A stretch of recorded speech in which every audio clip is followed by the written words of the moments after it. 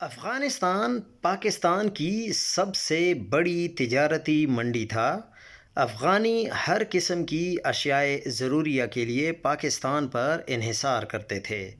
پاکستان کی افغانستان سے تجارت کا حجم تقریباً $3 بلین سالانہ تھا، اور ملک دشمن احمق رجیم نے امریکی ڈالروں کے لالچ میں یہ تجارت بھی ختم کر دی۔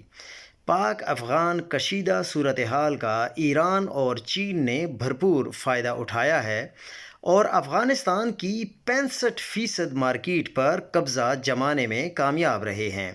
افغانستان تیل اور گیس کے لیے ایران پہ مکمل انحصار کر رہا ہے، اور اب گندم کی خریداری کے لیے وسط ایشیائی ریاستوں سے معاہدے کر رہا ہے۔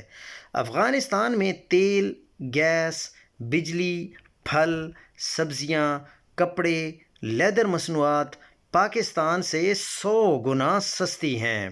اگر خدا نخواستہ یہ ظالم رجیم پاکستان پہ کچھ عرصہ اور مسلط رہی تو پاکستان افغانستان سے بھی کہیں پیچھے رہ جائے گا۔